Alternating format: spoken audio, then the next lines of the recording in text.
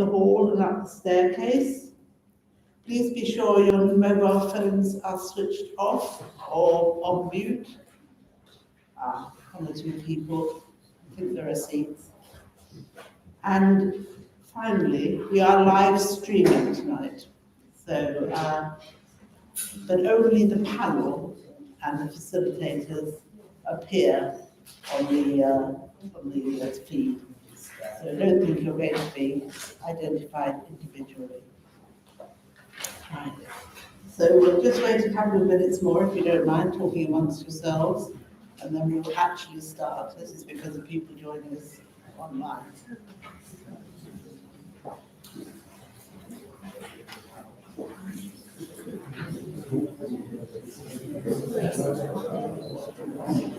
You're really kind. Yeah, you're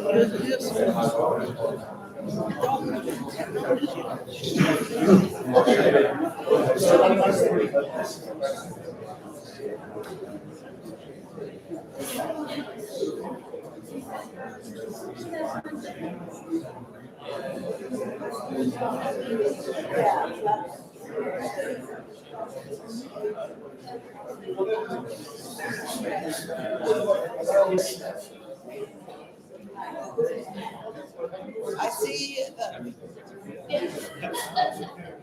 Can I be heard?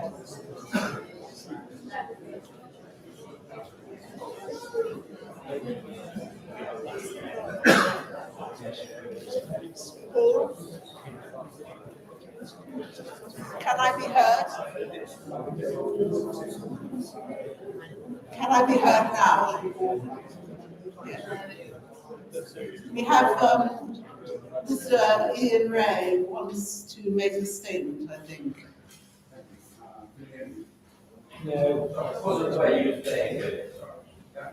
Okay, I'm here, I've been asked to speak to the meeting early on because we need some information, which I'm hoping people might have. There's been a potential breach of electoral law within Berkhamsted and Harpenden as well, spread across the constituency. Some of you may have noticed that a number of stickers have been placed on lampposts and signposts across the town. Some of them have been placed in private property in Waitrose. The Borough Council have removed about 30 of these so far, and they're starting to remove the ones in Harpenden as well. But these are inflammatory statements about one of the candidates. They don't have any print on, so it's not clear. There's no identification of who is responsible for the electoral stickers. I've been asked if anybody has any information about this, can please, there's now a police investigation on this, which has been run by us, school and family forum resources. And hopefully the returning officer will also take this very seriously. So I've been asked if anybody has any information about if they've seen this happening or if they know who might be responsible for it, can they please inform either the returning officer or the police. I do have contact numbers if anybody wishes to do that. That's all I'll say. I'm sorry for the trouble, City, but I have that. Thank you. I'm sure because you're all here this evening, you're all concerned about everything being quite bored. Right, so we've got to 8 o'clock, so we might as well start. Now this is a traditional hustings, organised by the Berkhamsted Citizens Association.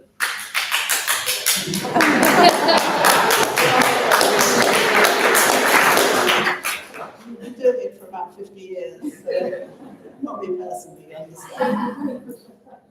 We're a civic and amenity society for Berkhamsted and North Church, founded in 1924.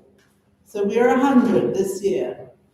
Coincidentally, our foundation day is the 4th of July. We are non-political and unaffiliated. There is a leaflet about us on every chair, I hope. These hustings are open to anyone in the town and its immediate surroundings, which fall into the new Harpenden and Berkhamsted constituency. This is your opportunity to meet and question the people who seek to represent you in Parliament over the next 5 years. I am Susan Johnson, Chairman of the Association this year, and although I am introducing this meeting, I am not facilitating proceedings this evening. We have the pleasure of welcoming Liz Carlisle. She will introduce herself, and I invite her to take over from me.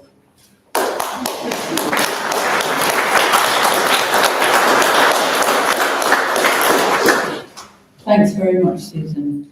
And a very warm welcome to everybody and those we hope who are joining us online right now. Thanks for coming. So I'll kick off by also welcoming all our candidates, and we look forward to hearing from you.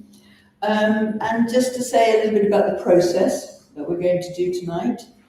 So everybody, all the candidates will be given 2 minutes to introduce themselves, and there will be quite strict timekeeping with our friend Peter here, and he has a bell, and we will ping it at 10 seconds before the end, and then a double ping at the end. So no excuse, guys. You'll know when your time is up. But I'll help you if you haven't got there. As you know, you're representing or wish to represent Harpenden and Berkhamsted, the new constituency. So our questions tonight relate to this area. And we would appreciate it if everybody in the audience could keep quiet while the candidates are giving their introductory words. We all need to be able to hear and to give them the space to do that. We then have some questions, and we will have taken these questions from the online requests that people put into Susan. And then we'll invite candidates to answer for up to a minute on those questions. We will then have some time for some supplementary questions from the floor on those themes. And we might take a couple of questions at a time and use the candidates to answer.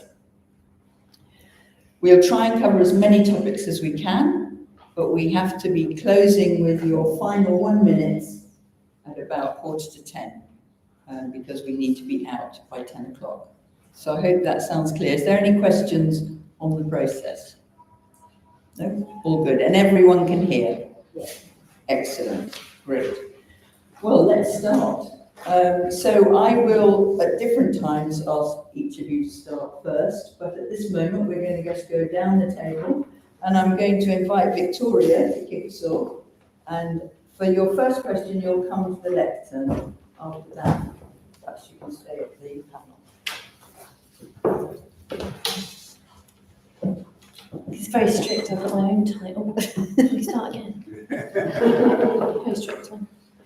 But thank you everyone for this evening in Berkhamsted Citizens. Tonight is extra special because this is my hometown, and representing the Liberal Democrats in Harpenden and Berkhamsted over the last year has been a real honour. And in that time I've spoken to hundreds of organisations, whether that's local schools, businesses, food banks, whether it's Eco Berko, Decorum Health Action Group, Open Doors, One Youth Project, the West Herts Teaching Hospital Trust, the East of England Hospital Trust.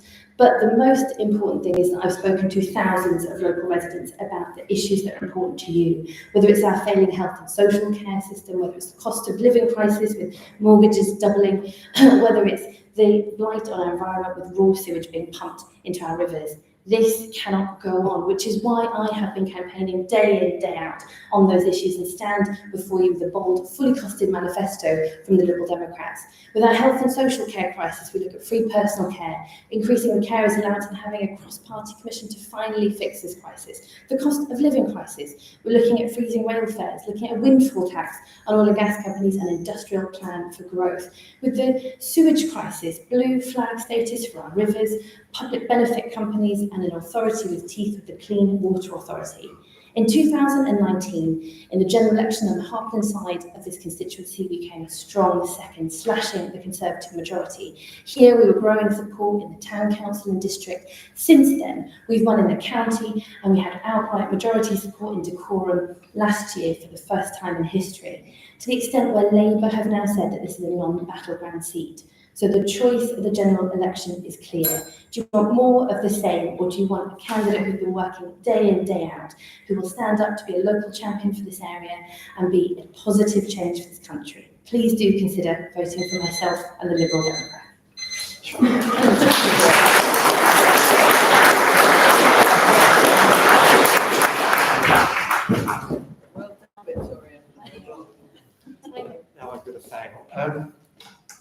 Can I start? Yeah. Ladies and gentlemen, good evening. This may be a new constituency, but it's not new to me. I grew up here and I went to school here. Then I went away, first to Oxford, then to the BBC, and then Sir Leon Britton took me to Brussels to work with him in the European Commission, fighting for free trade and against business red tape. And from there, I set up 3 businesses of my own. I didn't start off a conservative, I became a conservative because I saw firsthand, building those businesses, the damage a Labour government can do to our economy. And without a strong economy, we simply can't afford the public services we'd all like to see. This campaign for me is about party, but it's also about place. And it's crucial here that we oppose Labour's plans to put VAT on school fees. It will have huge consequences here in Berkhamsted. It will be terrible for parents who sacrifice so much to pay for independent education, but it will also be terrible for those parents who send their kids to state schools because there'll be more pressure on places and Labour's admitted class sizes will get bigger. Whatever our frustrations with this government, and believe you me, I have many, there's a real danger Labour will win here and win big in the country. And that will mean a blank cheque to build on our green belt, put that VAT on independent education and damage our incomes. I don't think we should let that happen. Ladies and gentlemen, I want to be a champion for everyone in this room, whatever your politics, and whoever on July the 4th you decide to vote for. Thank you.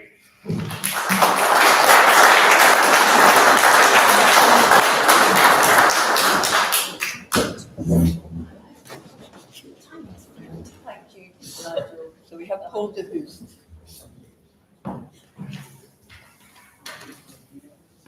Thank you, Chair. Thank you, Liz. And thank all of you for coming out on such a lovely evening tonight to talk about politics. I'm Paul de Hoest. I'm standing on behalf of the Green Party. My wife and I have lived in Berkhamsted for 28 years. We raised 3 amazing children here, and we recognise that we are fortunate to live in such a special part of the country with access to great facilities and such beautiful countryside all around us.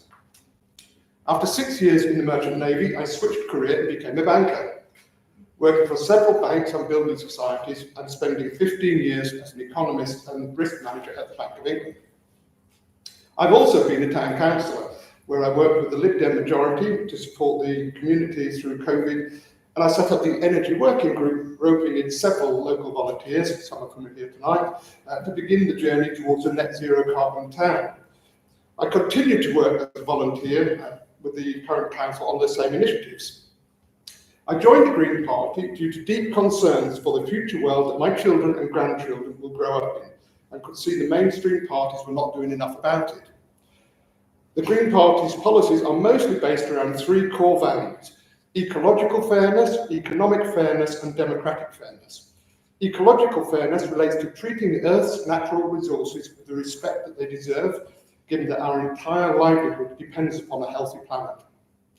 Economic fairness relates to a belief that everyone, from whatever background they come from, deserves a fair crack in life. This means that everyone should have access to adequate health, shelter, nutrition, and education. And no one is entitled to hoard beyond their means, beyond their fair share. Democratic fairness means that everyone has a right to be heard and their views should count, whether this be politically, in the workplace, or the community. Alternative views and opinions should be respected. I hope you'll see that these threads coming through my responses to these questions. Thank you very much for listening.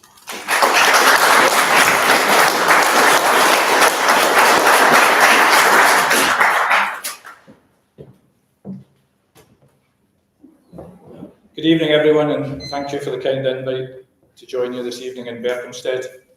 Some of you will have gathered that I'm not a local boy born and bred. However, 26 years ago, I was appointed as a consultant in intensive care and anaesthesia at Luton and Dunstable Hospital. My wife's family are from North London, and I wanted to move closer to them with my young family. And we moved into Berkhamsted.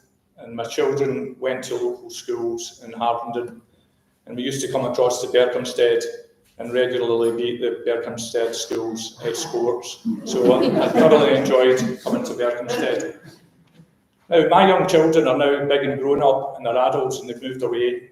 They are not coming back. They will not do what I did. They will not move closer to their family, because houses in this area throughout Hertfordshire are completely and totally, utterly unaffordable. We struggled in 1998, and I'm a consultant anaesthetist, and my wife is a GP, and yes, I do get to see a GP now and again. My children will not be able to make that move. The Social Democratic Party are determined that there will be affordable housing so that young people can make their own way in life, build families and build their communities. I'm also, of course, very interested in healthcare. Our plans for social care will save the NHS. The NHS does not need any more money.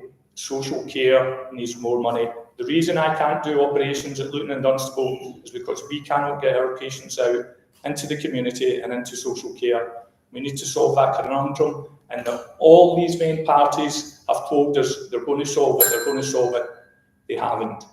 The Social Democratic Party will. I hope you'll vote for me on the 4th of July. Thank you.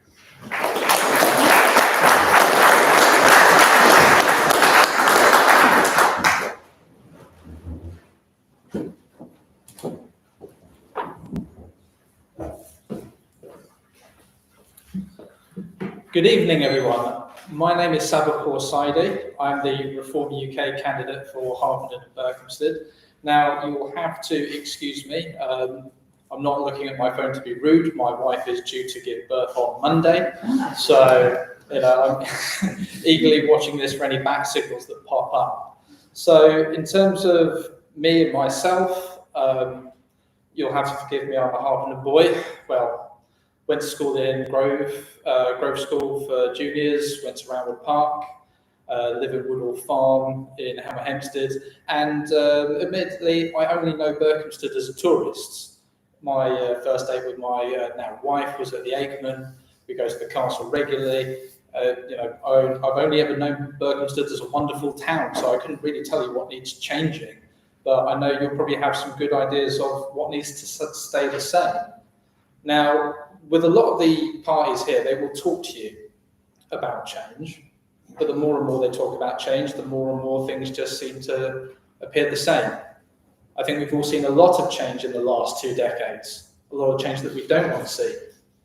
We've seen immigration figures going sky high. No one wants to talk about it. We've seen the national debt go sky high. No one wants to talk about it. Everyone in the Reform UK party has something in common. We know what the facts are, we know what the figures are, we want to look under the bonnet of this country and fix it, because this is a fantastic country with fantastic potential. We don't need anyone else telling us what to do. You don't need a government telling you what to do. And this is the fundamental philosophy behind reform, is that you, the citizen, knows best. We're going to raise tax thresholds. We're going to ensure that you have more freedom to do what you want to do, and we're going to stop the state interfering in your lives and putting limits on what you can do.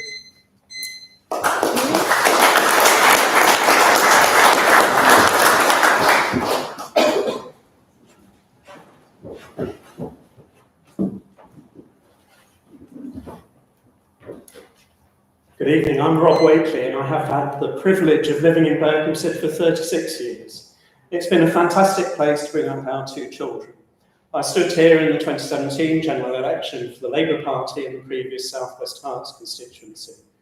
Our Labour candidate this time, Zara Lane, is sorry that she's unable to be here this evening. She's given me this statement.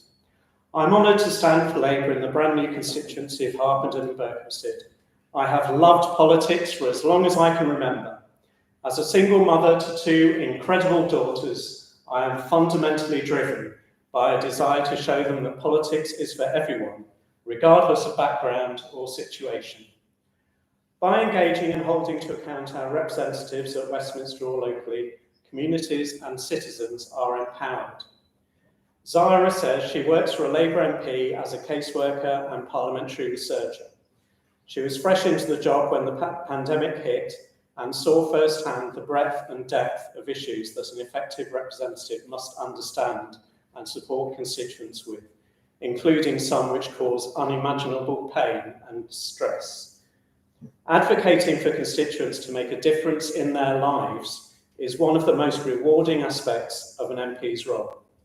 Zara is proud of Labour's position of putting country first and party second, and she believes that a good MP must represent all constituents to the best of their ability, regardless of party allegiance. This election is about turning the page on 14 years of Conservative chaos, failure and division, which has left families weighed down by the cost of living and soaring mortgages, unable to see a GP or dentist, waiting on trolleys in A&E with sewage in our rivers. This is a direct result of a governing party that time and again puts its own interests and obsessions above the issues that affect families.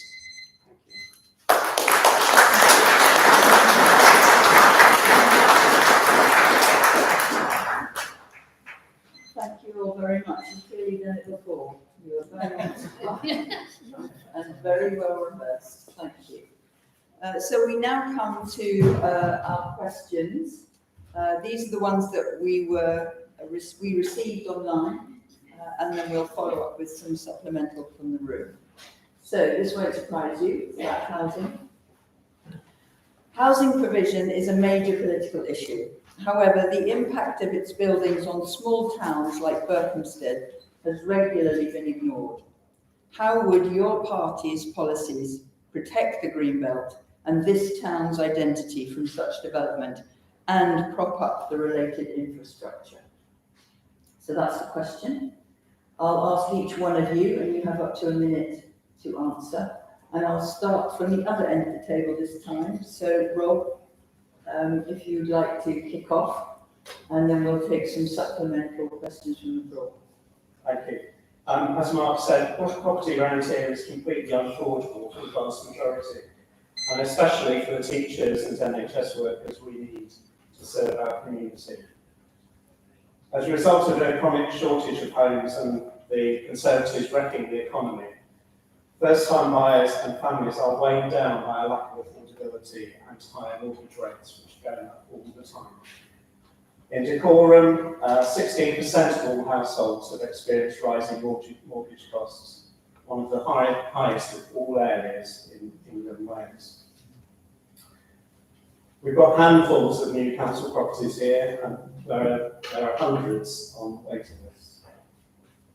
Labour will get Britain building again, building 1.5 million new homes over the next parliament, including restoring mandatory housing targets for local authorities. We'll build good quality, sustainably designed, affordable and social homes with a brownfield first approach. Quite gets the green belt. We're going to be strict on these first rounds. Thank you, Selva. Am I going through that bit? Wonderful. So the green belt is like a real belt in that if you loosen it or lose it, you don't end up losing weight at all. Now, with our towns and with our cities, they are sprawling into the countryside and it is absolutely unsustainable. It puts so much pressure on our infrastructure, but we have to have a look at what is causing the towns and the cities to grow out of control. Our population is not expanding, it is shrinking. The replacement rate is 1.6. In 80 years, we might not need the houses we have now. However, immigration is artificially exploding the population. 1.2 million people came into the country last year. More are due to come to the country this year. We have to put restraints on immigration. Thank you. The Social Democratic Party will not allow any private house building on Greenbelt land. However, we are determined to build 100,000 social houses, affordable houses, aiming largely to do that on brownfield sites. Private house builders, if they do get permission, will be taxed at 50% in the uplift in the value of that land. And I'm afraid I'm a bimby. You can build in my backyard.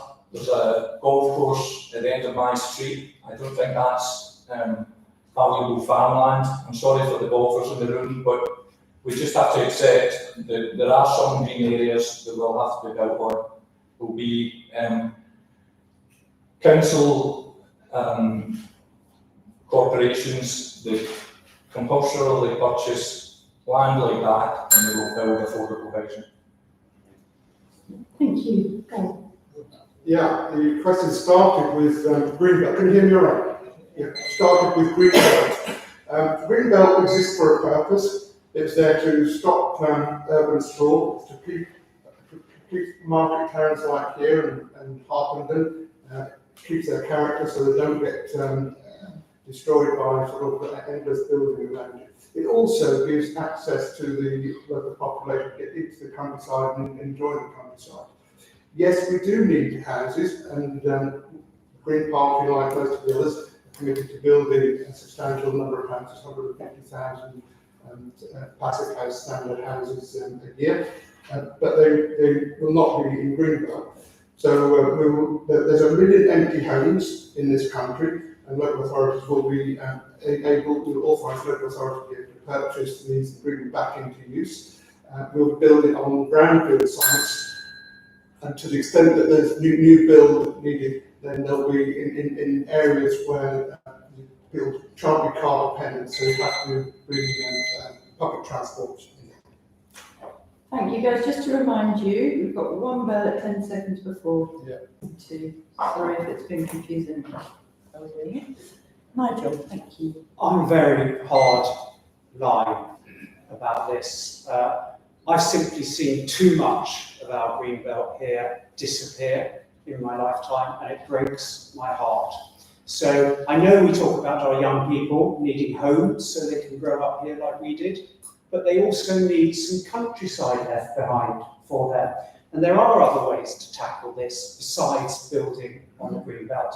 You talked about brownfield. The CPRE says there's 20,000, there's space for 20,000 homes in Hertfordshire on brownfield. There's things we can do with densities inside housing developments. And above all, there's things we can do with the tax system, whereby it makes it easier for people to downsize, perhaps so they don't pay stamp duty on a smaller property. So I think we need to save the Greenbelt and be innovative about the way we tackle the housing crisis. Victoria. I would sum this up by saying that the Liberal Democrats are very clear about moving towards community-led development. I mean, I know Berkhamsted Citizens in the past you've worked through local plan and neighbourhood plans as a group, and communities know what's right for their area, and it was indeed a Lib Dem policy, which was those neighbourhood plans. We know that some people need housing. We also know that there are areas that we need and have to protect around here. That's one of the reasons I love living around here. But so it's moving towards community-led development. I've already myself written to Michael Gove on this issue again and again. Lib Dem MPs have said, let's stop this top-down approach from the Conservative government and give more power to local authorities to do what's right for our area. That also means holding developers to account, so to stop a developer-led system that we have right now. That also means making sure we hold them to account with the infrastructure investment, and also to stop land banking. That's been a very clear policy from the Liberal Democrats to stop that happening. Community-led development. So, from the floor, would you like to have a question? Thank you. Simon and Jean are going to be our roving mics. I'll take a couple of questions, I think, if there are. So we've got one there and one here. Thank you. It was gratifying to hear the panel express their views on the Greenbelt. Of course, here we're Greenbelt and the area of outstanding natural beauty and its setting. I am anxious to know what the real view is of Keir Starmer, because he was the gentleman who said, yes, in my backyard. In the manifesto, he does of course say we will protect the Greenbelt, but I'm curious if Mr. Waitley can actually answer that one. I'm going to take another question here and then we'll ask the candidates to answer. There's one, this lady here on the front.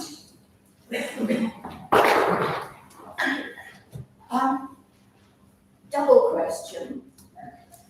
I've been looking at planning for many years here, and we have a problem with planning that there are places where you cannot build, which is absolutely right. But we have brownfield sites which are not properly developed because the designs aren't there. And I think we have a great deal of looking into how to build, because many of the people who need housing are only two. And yes, we also have a lot of big houses with only two people living in. We need to do something financially about that, which has been mentioned. It's a good idea.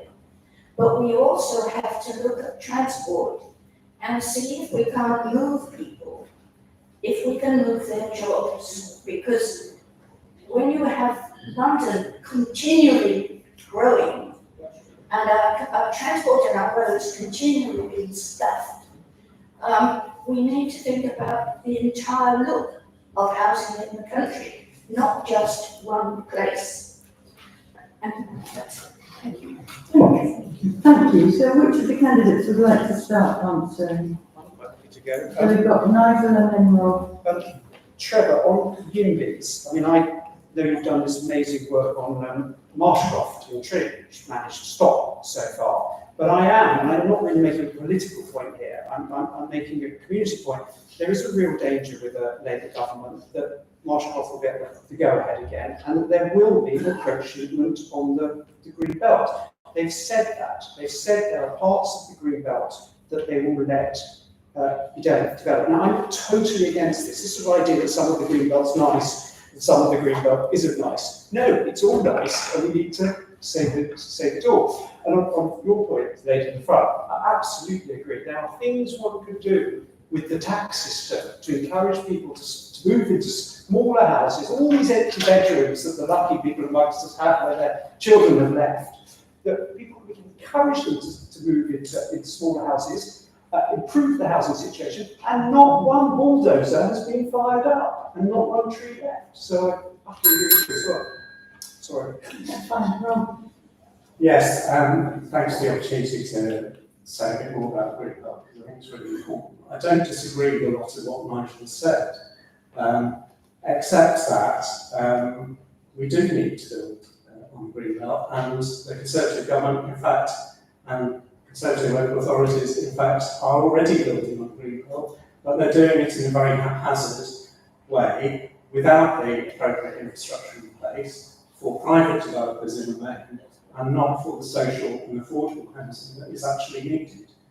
So we are right to say that there are parts of the Green Belt that are not countryside, as we would all recognise it. We are also right to say that brownfield sites should be built on first, and Nigel is also right to say that there's scope to introduce more density in development. Labour has put forward some really attractive, high-quality designs of the sorts of buildings that could be built here and elsewhere. Excellent. Thank you. Other candidates? So the big problem that we have with housing and development, and I've worked in recruitment for the real estate investment world for about 5 years, and you need to understand that when a big development goes up, it is not for the good of the residents, it is for the good of the developers and the money men and their hedge funds. They look at the Green Belt and they say, this can make us a lot of money. It is not for you, it is not for the residents, it is not for your children, it is for other people with big checks in their back pockets. We need to actually look at where the children are coming from. Is everyone in Berkhamsted having 3 or 4 kids? I do not think so.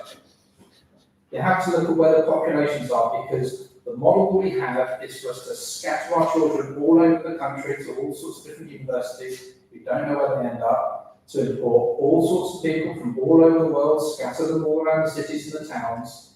We don't plan for the future when we start. Anyone else want to? Paul? Yeah, I think I agree with a lot of what's been said in the last few minutes. I think the other point that should make, there's a lot of pressure here because there's a lot of the economy here. The government was elected to talk about levelling up, a whole lot of brick wall seats off the back of it. They haven't done any of that levelling up. And if you really want to sort of make housing more affordable around here, you've got to take the demand and the pressure off. And actually, that means developing the infrastructure further north. So the whole HS2 thing, HS3 was a criminal thing that was cancelled. That should have gone ahead to build up the north of the country. So actually, we wouldn't be so concentrated in this house here, and therefore, actually, we'd be a lot more affordable here and a lot more there too. Thank you. Victoria? For me, it comes back to, we talked about community-led development, that, the people here know what's needed, and that is not necessarily those 4 or 5 bedroom houses, and actually a lot of people sometimes want to downsize or first homes, and so that's why I think that's so important.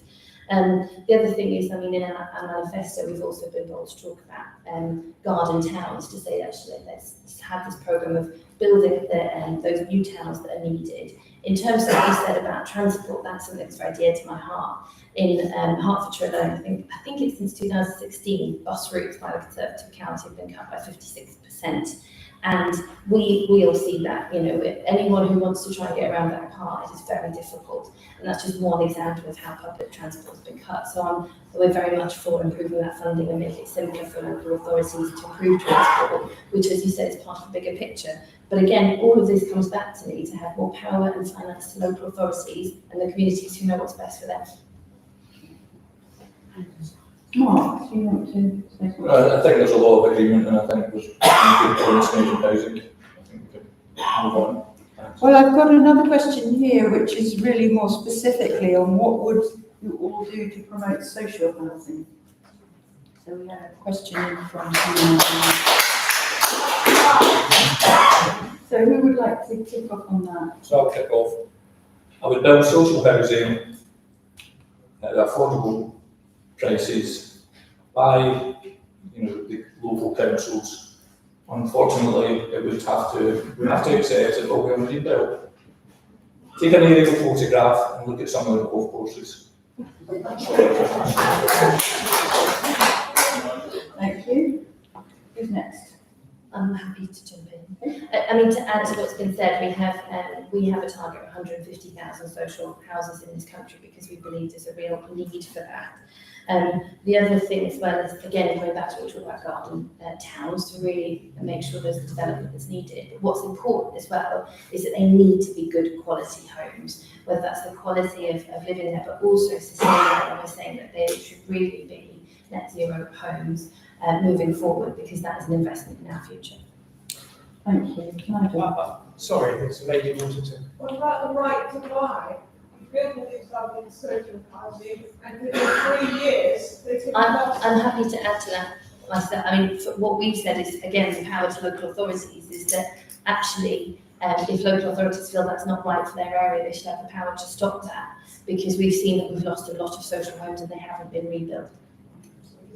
Okay, I'm going to make sure we give people a chance to answer both questions, right to buy or social housing. I was just going to come in on the housing developer point in terms of social housing. We've seen all 7 of the biggest house builders in this country. They are now facing a CMA investigation into their business practices. And as I think it was, I can't remember, someone else just said earlier, house builders build houses for profit. And the idea they've got our best interests in heart, we've seen it treat. They really don't have our best interests at heart. Otherwise, they wouldn't be building something right at the middle of an area of outstanding national beauty. So, when we come to social housing, the house builders aren't going to step in there and do it unless they're going to make money. So I think really at the root of a lot of our problems with the green belt and house building in this country is the monopoly power of 7 big house builders who have pretty shoddy building practices. Thank you, Paul. I'm going to allow the candidates to answer on this question, and then we can come back with your role. Yeah, sure. So we also have a big social housing building programme in plan. These will all be built to passive house standard, and all have heat pumps and all have solar panels on them, so they're more economical to live in. As I said before, we're building that number of houses, and they'll need to be in new developments, lots of bolted on the end of towns, and so they will need good transport infrastructure so that people will not need to be car dependent to live there. We will end the right to buy, that's a key part of the manifesto, to make sure that they're not just built and then sold on, which has been a speculator's spirits paradise. And as we talked before about trading down and just more availability of housing, the stamp duty question is really important. We want older people with large houses to trade down, then you do need to fix the stamp duty problem. And then we'll family house that. Thank you, Saba. So social housing is where they get you, and they get you every single time because it inevitably means building on greenbelt. You will get the large developers looking at a large parcel of land, and they will say, okay, we will do 10% as affordable housing, we will do 10% as social housing. And what that will actually look like is about 3 or 4 blocks of very miserable flats in the middle of a suburb.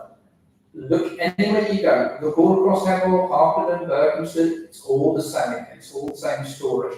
We need to get out of this mindset, this narrative that there is a housing crisis when there is a population crisis, and it's not being caused by Brits having kids, it's been caused by immigration. Thank you, Saba. We've got a final candidate's input from Rob. Thank you. I have brought our manifesto with me, which I've been reading it the last couple of days, so you don't have to. There's a big section on how we will deliver the biggest increase in social and affordable house building in a generation. On right to buy, you may have heard Matthew Penny-Cook, our housing spokesperson, on the radio this morning, talking about how impossible it is currently, where really good social housing is built by councils and then they have to sell it off because of the right to buy. So we do need to increase those protections on new built social housing, and I think that's really important. Okay, thank you. I'm going to move us on, and we can come back to this at the end, but I'm keen that we have about 9 questions that we really need to cover because they've been submitted already and people will be disappointed. So we can come back to this, and we may if we have time. So the next question is around tax, but this will exercise us as well, I'm sure. So, do you agree with the Labour Party's proposal to charge 20% VAT on fees at independent schools? If so, what benefits, educationally or economically, do you believe this will have for the members of this community? So, who would like to start? I think I'm going to start with Paul. You haven't had a first up. Okay, so this is green policy as well, and yes, I do agree with the VAT on independent schools. Bearing in mind this is charging VAT on private schools. Private schools will retain their charitable status, so they still pay no corporation tax, no capital gains tax. They still get 80% of the business rates back. They get gift aid or donations to the side, so it's not like they're financially impossible. They're also, their fees have gone up 50% in real terms in the last decade, whereas the cost per pupil in the state schools has gone down 9%. So the differences are quite extraordinary. So it feels to me perfectly reasonable that this VAT should be added on the state schools. People are perfectly entitled to send their children to a private school, get the better facilities and the better contacts and everything that all that confers. But I don't think we're entitled to the rest of the population to subsidise and doing that.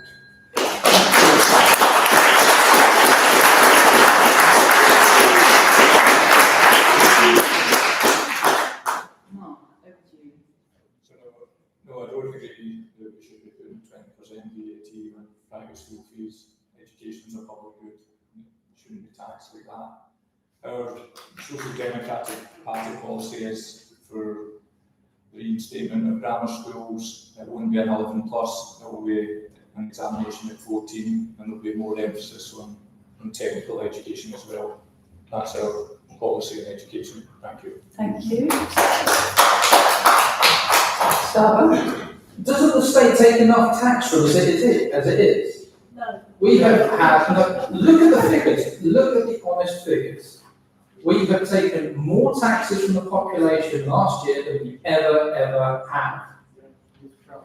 What is going on with this VAT on private schools is probably one of the most grotesque cash grabs I've ever seen. Do you know people selling these private schools? Do you know what they go through? I used to work in recruitment, and I used to hear it every single time. Saba, I can't take 5k less than they're offering because I'm sending my kids to private schools. People break their necks to do this. People break their necks, and we have no sympathy for them because they're doing all right. Oh, absolutely, no sympathy. What's people stop? And is it their fault? Is it the fault of people that have ambition, that have drive, that work incredibly hard? They make sacrifices. They make sacrifices. And send their children to private school.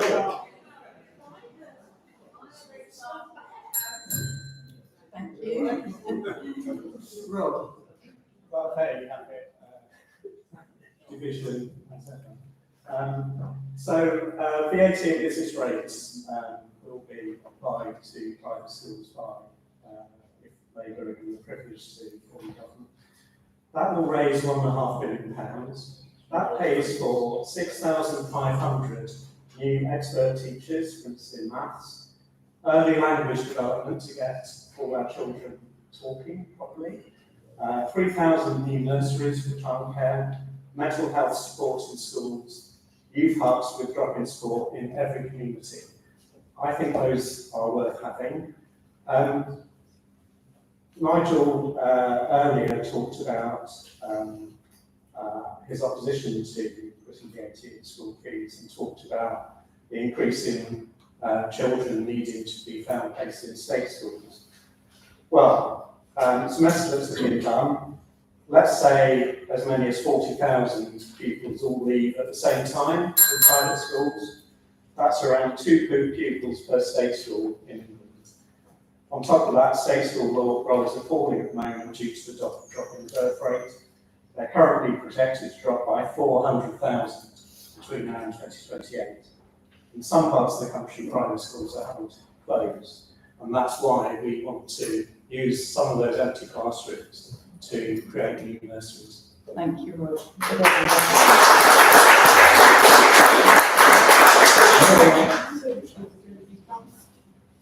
As Liberal Democrats, we don't believe in taxing education, but I've had Hertfordshire head teachers reach out to me saying there is a real crisis here.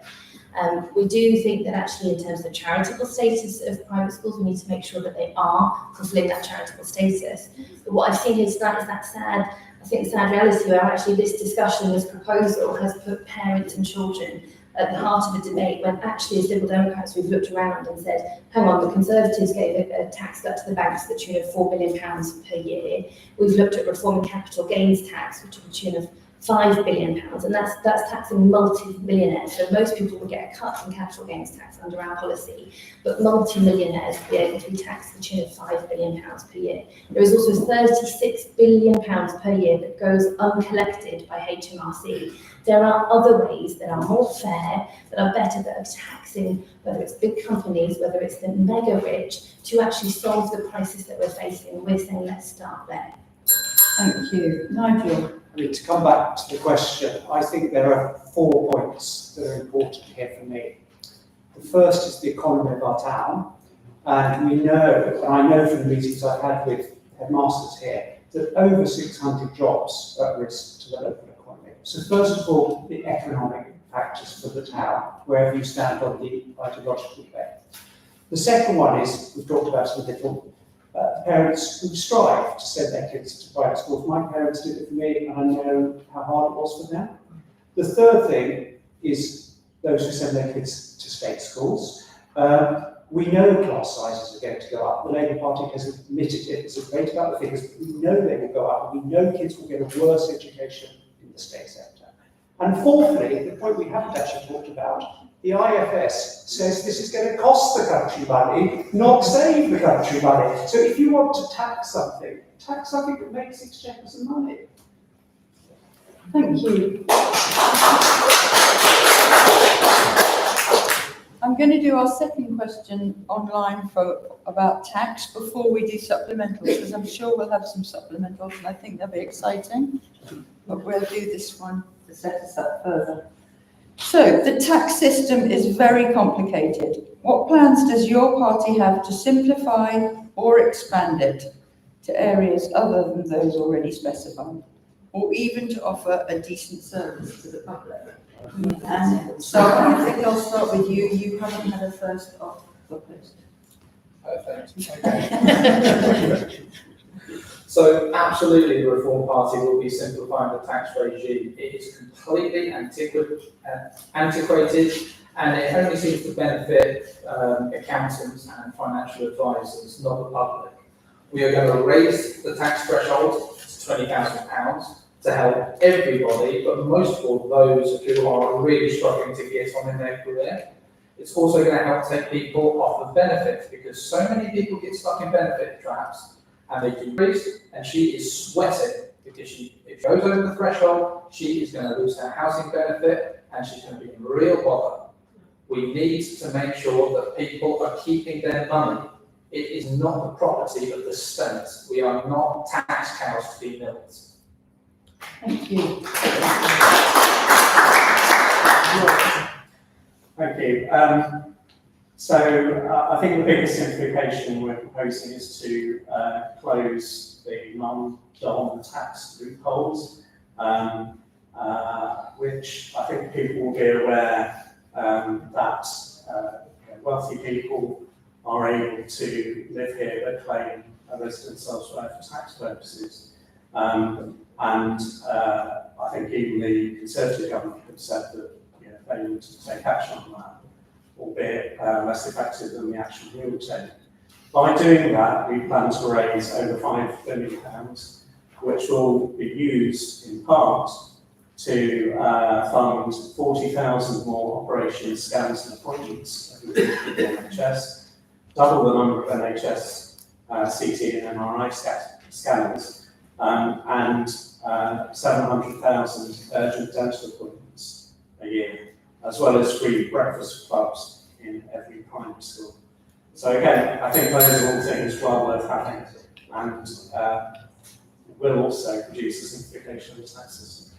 These have to change. I mean, I think what I've mentioned already is what is our tax policies to say, actually there are companies out there, including water companies, including oil and gas companies, that are making massive profits, while actually those services are deteriorating, whether it's sewage and our waterways. Someone said as well they had brown water coming out of their tap in Berkhamsted, which is something I've been investigating. There is a real issue of these companies making massive profits, and we're saying let's tax them properly to pay for those services. As I said, we've also talked about reversing what were Conservative cuts to the banks, and what I said about capital gains. With that, the capital gains tax reform, we've really looked at it and said there are people who are paying too much to be a tax cut for most. We're also looking at increasing the personal tax threshold. But actually, by reforming that, we can raise potentially £5 billion and more to be able to invest in our services and actually have something to show for it. Thank you, Nigel.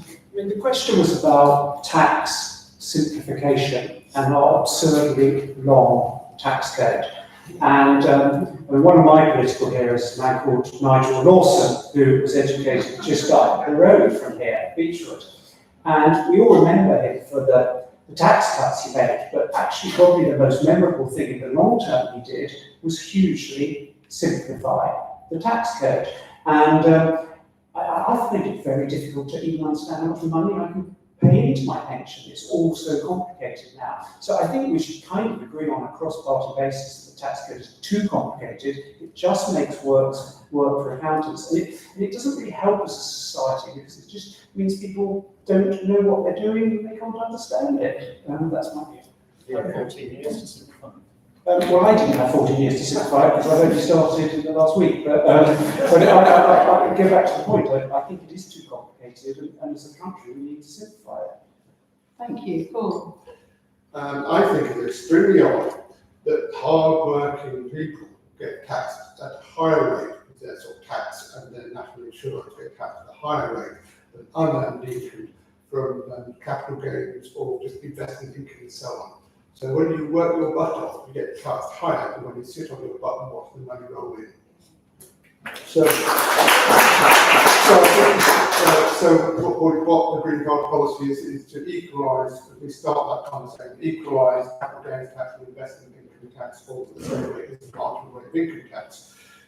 Tax havens is another issue. The HMRC do have the ability to prosecute people for facilitating people that are helping folks avoid tax through tax havens. And in 5 years, guess how many people we've actually managed to prosecute? Zero. So they're not trying very hard. And so Transparency International reckon that there's probably £20 billion of tax havens. What final one is airline fuel. We should take the excise duty and start charging for that. But currently, it's actually excise duty free, unlike cars, of course. So we want to discourage. So that would be. Thank you. So, the Social Democratic Party firmly believe in the family, and that the family is the foundation of society, and that the family, i.e. married couple, be recognised in the tax system. So a married couple will be able to share both personal allowances. So that's the main simplification that the Social Democratic Party suggests. If your parents are married and remain married, almost all social ills are reduced, and it has to be recognised, and that's the simplest, easiest way to recognise it within the tax system. Thank you. So we've got, I think we could take a couple of questions from the floor. We can always come back, but we want to make sure we cover the full issues. I'm going to leave it to our roving mic people to pick. Difficult choice. Go for it. Good evening. We can argue about how we got here, but we live in a country at the moment which seems to be addicted to government spending. Now, at the end of the day, no matter how many lakes and rivers Ed Daly throws himself into, there are only going to be, there's a choice of two prime ministers. It's either going to be Keir Starmer or it's going to be Rishi Sunak. And although it's lovely to see all these other candidates here, at the end of the day, none of them, other than either the Labour or the Conservative candidate, will form a government. So, how, and I'm asking this particularly of the Labour candidate and the Conservative candidate, how are you going to grow the economy?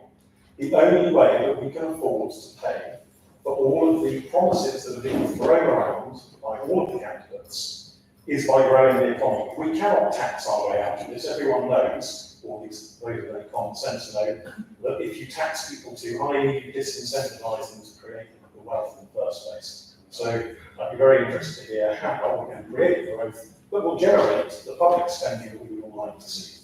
Great, thank you. Another question? I'm hoping you're remembering these and then we'll come back. One more over here. Thank you. All the candidates have expressed their local basis, and here in Berkhamsted, not in the whole constituency, but particularly Berkhamsted, we have a major issue on the number of secondary education establishments we have.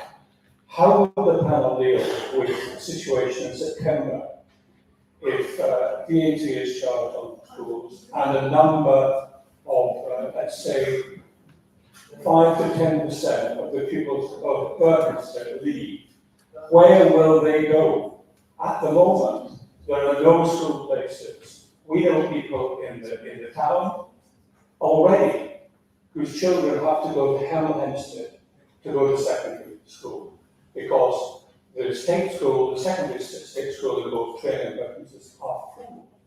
And how would you deal with that if on day one, as Keir Starmer says, you charge the VAT?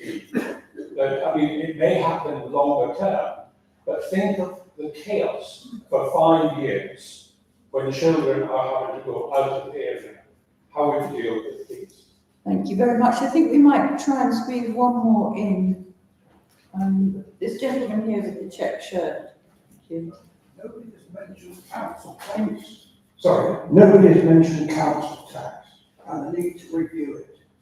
If you reviewed council tax to a realistic amount, you would solve the housing problem by being able to afford to build council houses, and local authorities would not go bankrupt as they're forecast to do.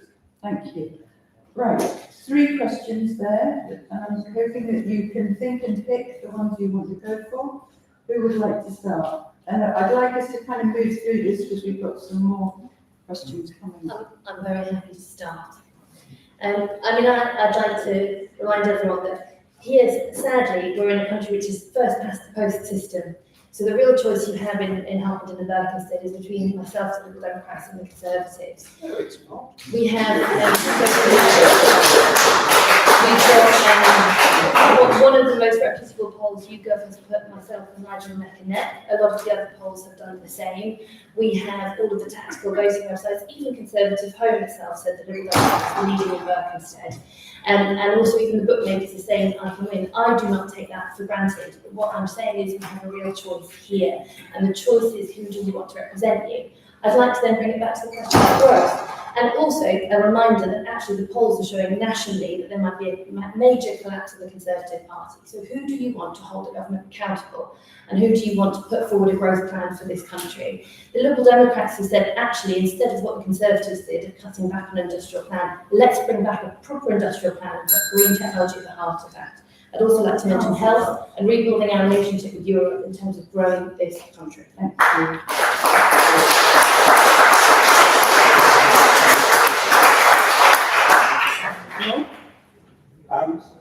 On growth, this is an absolutely critical part of our plan to revive the country. Basically, growth has completely flatlined for the last 14 years. There has been virtually no growth. The reason for that is the chaos and the uncertainty and the constant chopping and changing of government plans with no stable industrial strategy to see us through. So Labour's plan is to drive economic growth with investment for a national wealth fund, which will actually target raising £3 of private money for every £1 of public investment that goes into it. That will invest in big factories for the automotive sector, the steel industry, carbon capture technology, and green hydrogen. And that will all be, and then the rest of the industry will be covered by a proper industrial strategy, which will include skills development, training, and all the investment that's required to properly drive economic growth. Thank you. Anyone else would like to tackle the 5 to 10% of people leaving school, and where would they go? Paul? Yeah, actually, I think this is a little bit overdone, if you don't mind me saying so. I mentioned earlier that the government, private schools themselves have increased funds by 50% in real terms in the last decade, and people have managed to afford those because actually the rolls are increasing. The government has actually put a pension cap on private schools, because what they do is the teachers' pension scheme, the TPS, is an unfunded pension scheme. It's paid for by the government at current revenue, and the government chooses to charge for independent schools as contribution to the pension to pay for that. Now, state schools do not pay that. That's funded through by central government. Now, what the Conservatives have done since 2014, that has gone up from 14% of that contribution, 14% of all teachers' salaries, and it's going up to 28% from April this year. So it's just gone up there. And so that has been obviously a huge 14% increase. That's a pension cap which the government has chosen to add to it. So you've got the fees increase and the government's added that. So I think the squealing about the 20%, bearing in mind that they'll get 5% of this back because they can claim VAT back on expenses they have. So the IFS estimates The real thing, we have 15%. So I do think this is overdone. Thank you.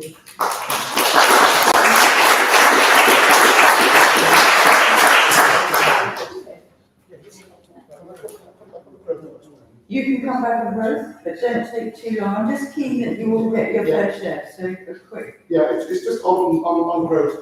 The other part is I think everybody else around the table has this completely the wrong way around. They all talk about having growth first, and let's do the public investment and green investment second. They want growth first and second. It's exactly the opposite way around.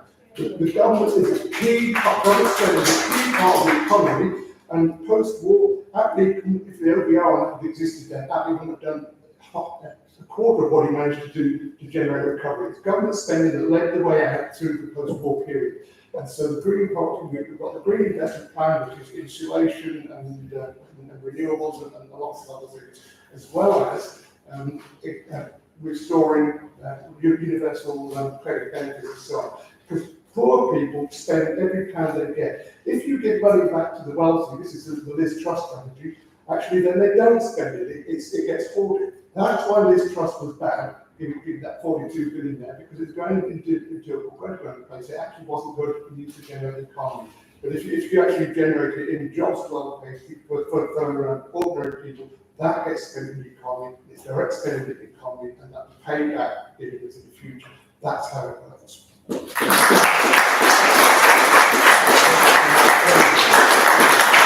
I've got Sarah, Mark and Nigel looking at me. Sarah, will you go In next? that order? Yes. So when we're talking about growth, we're really talking about GDP, and this is one of the, archetypes of growth we need to actually dispel. GDP does not measure wealth, it does not measure health. It measures the money going in and out, it is transactional. A man who is riddled with credit card debt, smokes, drinks, and has a car on credit contributes more to the GDP than someone that grows their own fruit and veg and bikes to work.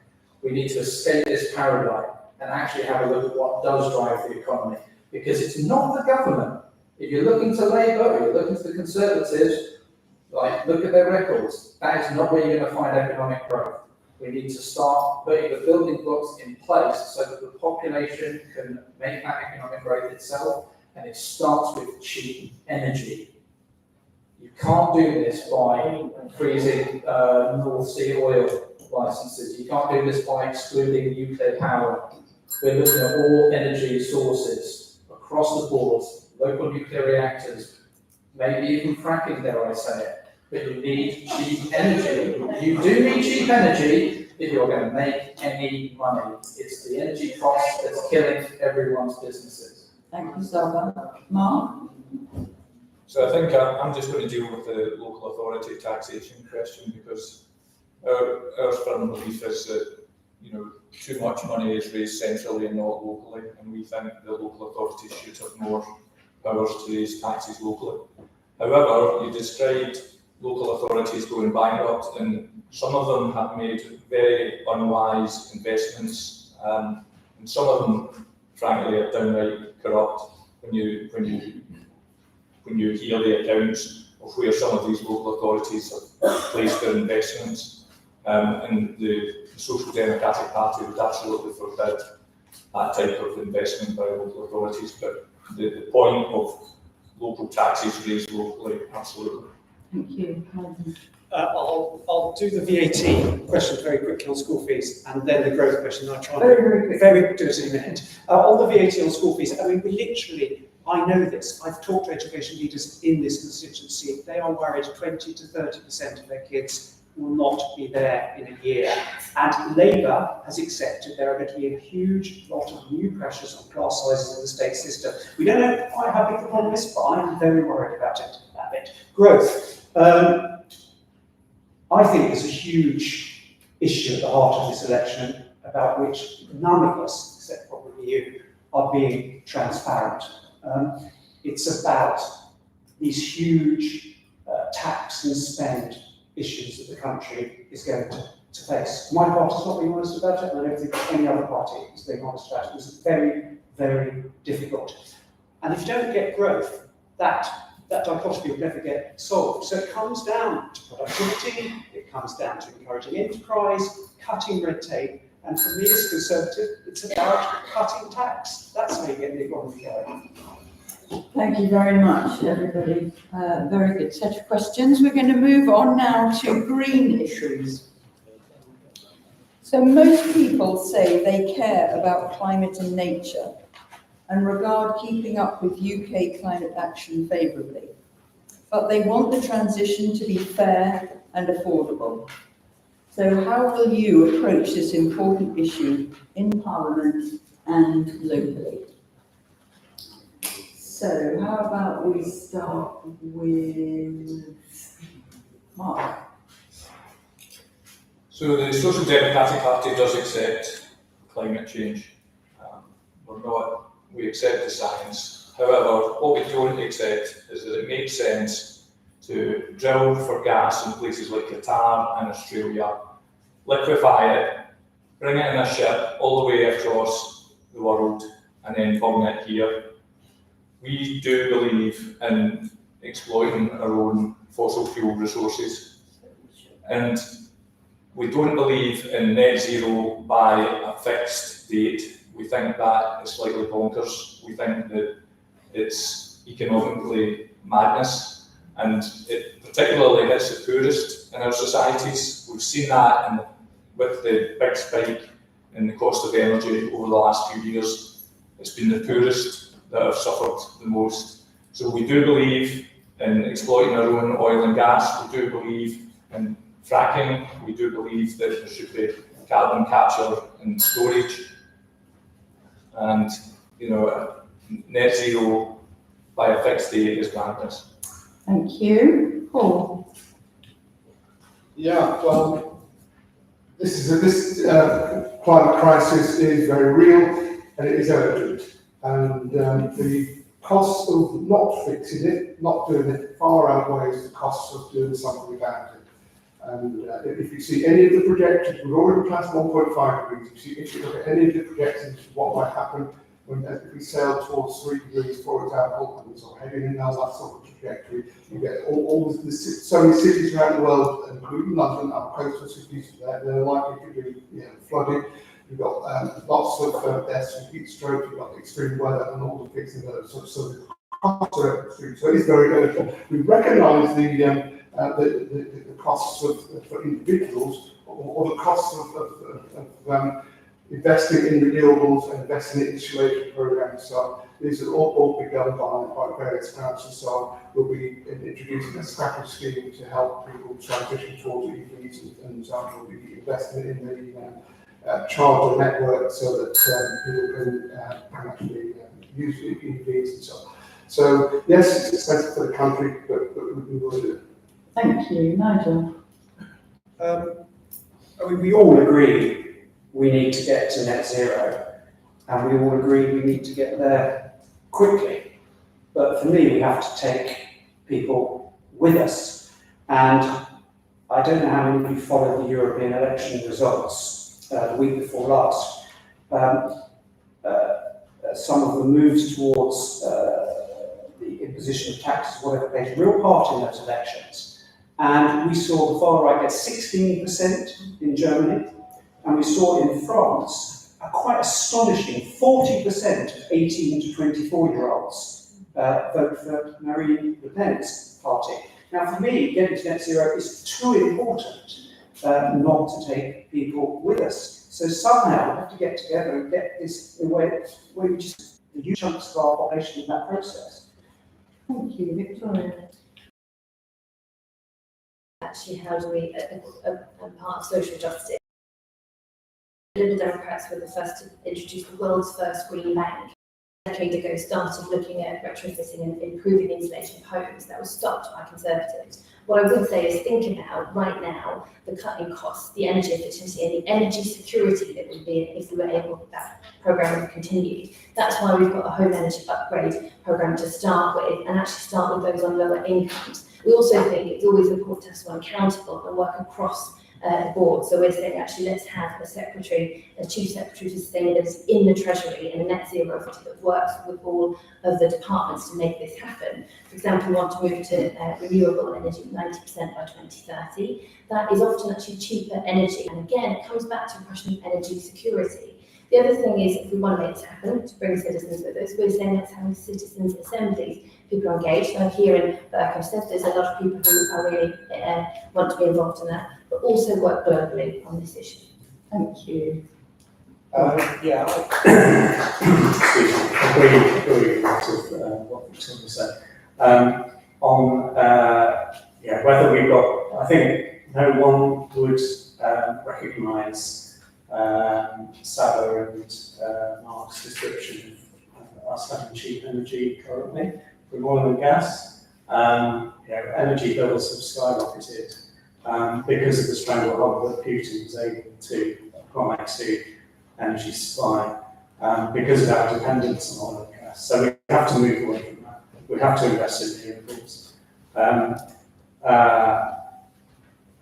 I'm impressed by Nigel's commitment to net zero, but I'm not convinced that his government is as committed as he is. Chris Tismore, who I believe was the Conservatives' climate envoy, has said today that he will be voting Labour because he does not believe in our commitment to net zero as a party. I just think the country's done very well both under Labour and under the Conservatives. We have halved our carbon emissions in this country since 1990, so we should be proud of that. It happened under the Conservatives, it happened under Labour. We're not doing too badly. There's a lot more to do, but compared to a lot of the rest of the world, we should be patting ourselves on the back. Thank you, Nigel. We're still to hear from Saba, I think. So we haven't halved anything when it comes to carbon emissions, we've just outsourced it. We don't make anything in this country, we buy it from China, we buy it from India, so they can do it as much as they like, build as much coal-fired power stations as they like, and we just pay them money for it. The reality is when it comes to fuel prices and why they're going up, it's because we have marginal unit pricing. All the energy that we get gets sold into a global market and we buy it back from a global market. We have zero energy independence. 80% of our offshore oil goes straight for processing in the Netherlands. We don't have refining capacity, and when it comes to net zero, it is a farce. Everything you do, everything you buy, everything you wear, when you go to work, carbon is involved somewhere in that supply chain. We can go all in on net zero energies, so-called. Do you not think you might need a bit of carbon to make a solar panel or a wind turbine? How long do you think these things last for? We need a diverse energy supply to make cheap energy. You are not going to lower the world's temperature by 2 degrees by just switching to the temperature. It's not going to happen. Thank you. So do we have a couple of questions from the floor? We have a gentleman at the back who had his hand up first, near you, Jean. And then I think we had a question over here. Haven't answered my question yet. We'll come back to your question then. All we need to do to get our housing stock more environmentally sustainable, and with the massive potential employment change over the next decade from AI, what are you doing about adult skills and retraining so that people have good, well-paid jobs so we actually have the tax base for the future? Thank you. I'm going to take another question at the same time. I think it gives the candidates a chance to think about it. Thank you. I'm just a little surprised that we're an hour and 15 into this and we haven't talked about the NHS. We're going to. Okay, I just want to check it's a topic because I feel it's so important. It's in crisis. The next question. So Okay. let's wait for that. Can we have another question on the environmental green theme if we wanted to?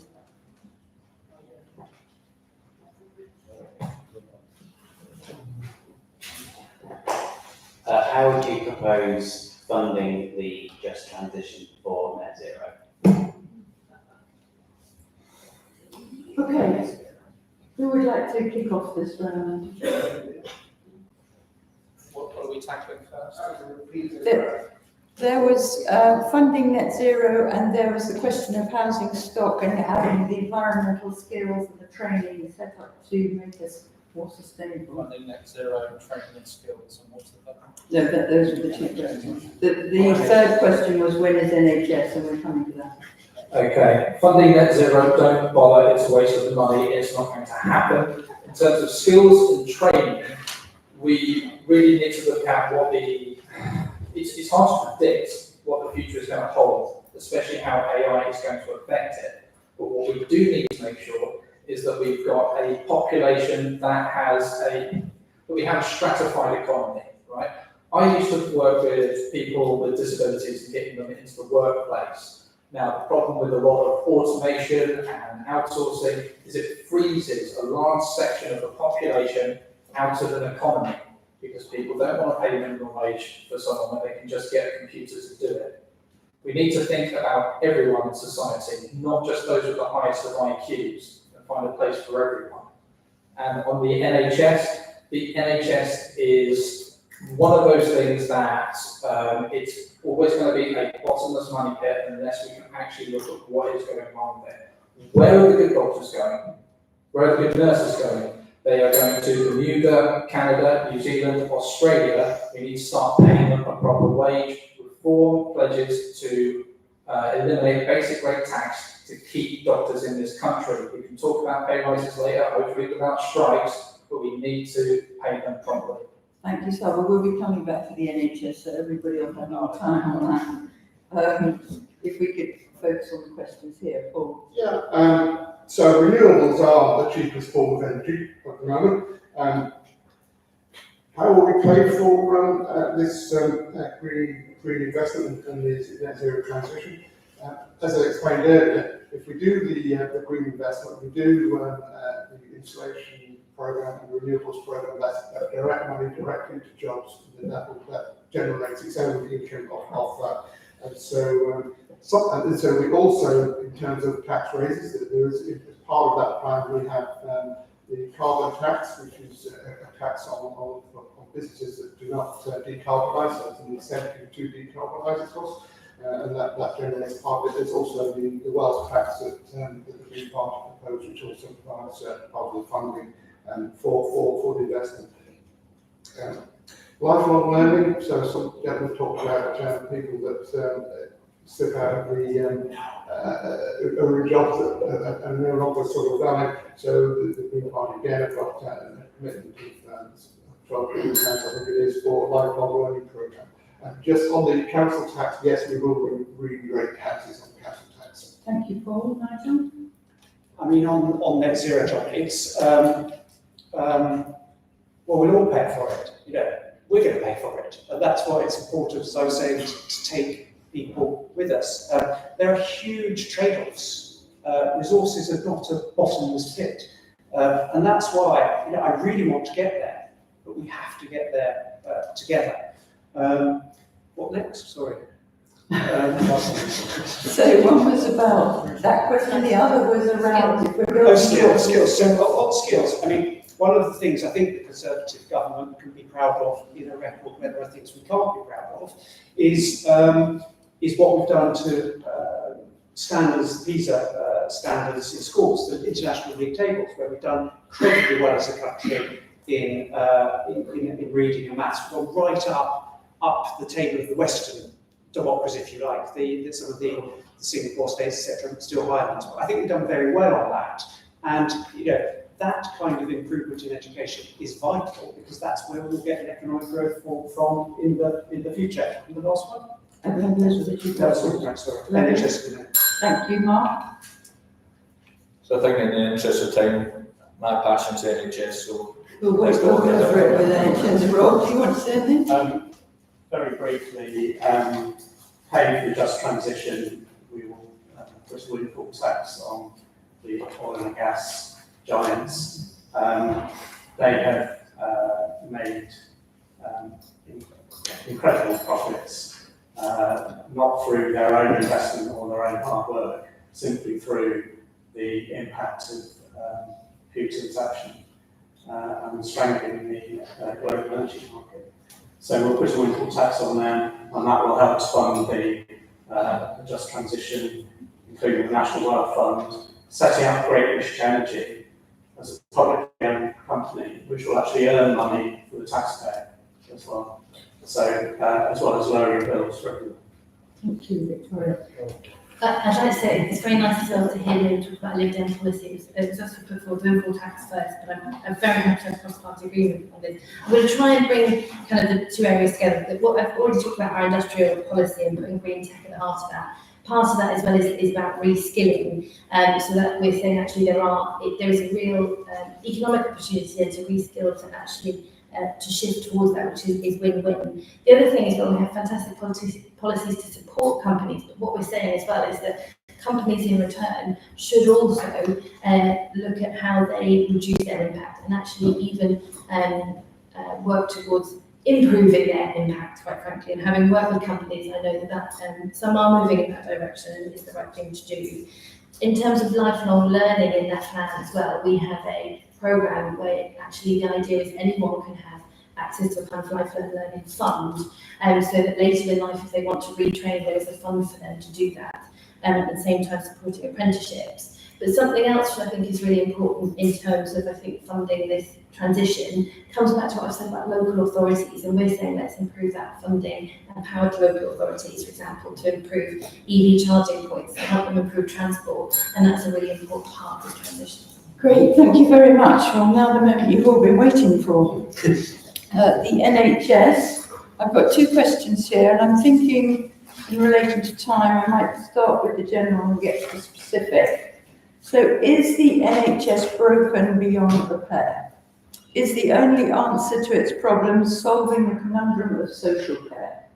That's the general. I think I'll tell you the specific now so that you can include it or not, and we can come back to it. What is your opinion on rebuilding Watford General Hospital rather than providing a new replacement for all three local hospitals on a more convenient site? That's obviously a very local issue, but perhaps you'd like to kick off with the NHS. And Mark, you're looking at me, you sacrificed last round, you can go first. I'm delighted to talk about the NHS. The NHS is not broken. I came away from the Hustings the other night and all I got was very positive stories about people's experience at Luton and Dunstable Hospital.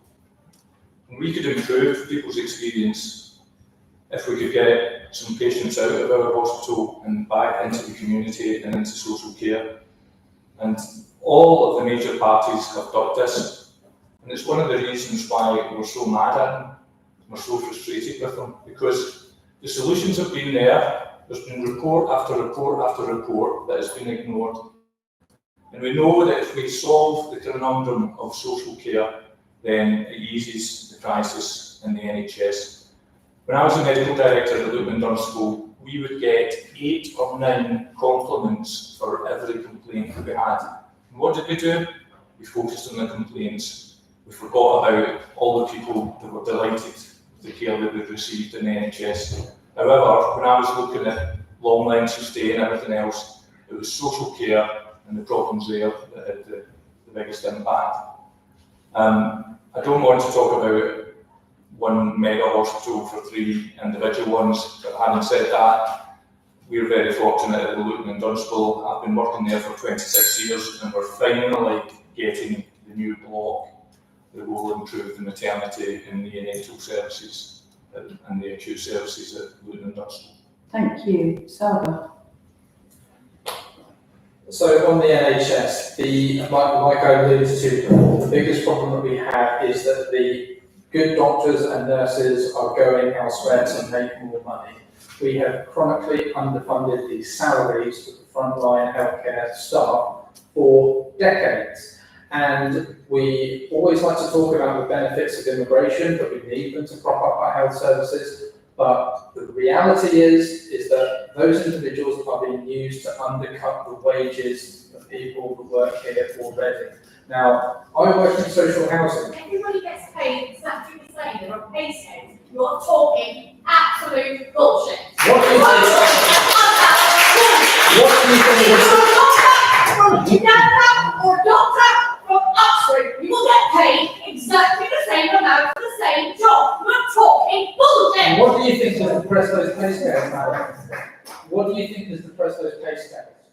I work in social housing, right, in recruitment, and I have seen the pay scales of the lowest paid assistant support workers and support workers depressed by foreign labour. I also used to work in the real estate investment sector.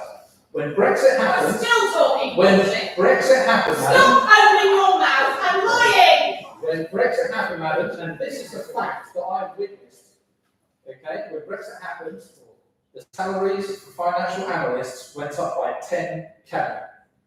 10k within 3 months their salaries went up by, because they didn't have people coming in from Italy, in Greece and Spain that were doing a 40k job for 35. This is an endemic problem that the wages have been depressed for 25 years. Pay scales or not, who do you think decides those pay scales? What do you think they can get away with? This is the real problem we're talking about. We need to solve it, but we are talking about no basic rate tax for NHS frontline staff, up to 50k, to keep them in the health service, to stop them going abroad. It's not bullshit. I think we'll close there. Thank you. Rob, I'm keen that the candidates should have their say on this as time is moving. Rob? Thank you. I've already spoken about how we will get an immediate grip on waiting lists with an extra 2 million appointments and 700,000 more urgent dentist appointments. We want to reform the GP service, guarantee people a face-to-face appointment with a GP, and end the 8 AM scramble. But the important thing about the NHS is to make it fit for the future, and that's where Labour's long-term mission for the NHS is really important, because of the need to redirect effort much more onto prevention of ill health, and so that we don't have to spend so much that we're spending at the moment on curing people and stopping disease and illness. So we need to move into prevention, and social care is a really important part of that. So we're going to create a national care service and build a consensus on sustainable long-term funding for social care. Thanks, Rob. Victoria?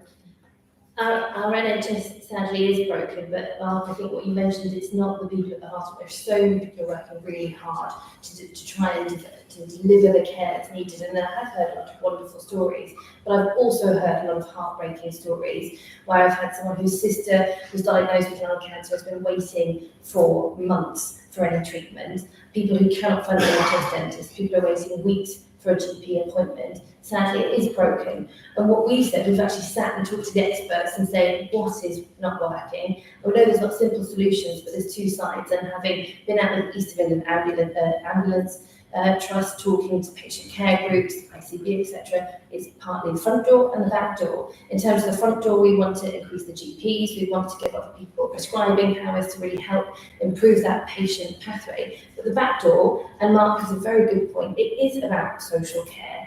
In the West Herts area of Teaching Trust, just 1 month alone, May 2023, there were 850 days that were lost. And I don't like the term, but bed blocking, because actually those people who could have gone into social care weren't there. That's what we need to fix first. Thank you. Hi, John. I'm pleased you used the word bed blocking. My father was a bed blocker until a week ago, and so I saw what you were talking about as well. And if there's one thing we need to sort out in this country, it is the social care problem. And I think doing that on a cross-party basis also takes us to the NHS, because the NHS is facing a malaise. Wonderful treatment happens, but there is a malaise in the system.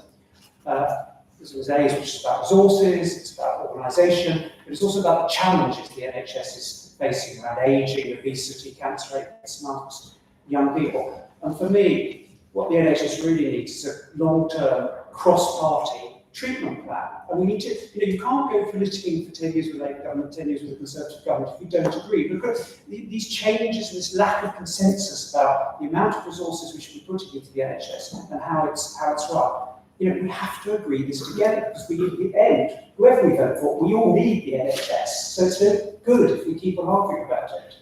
Thank you. Paul? Yeah, okay, thank you for the question. So I think we've got 4 areas which I look at here.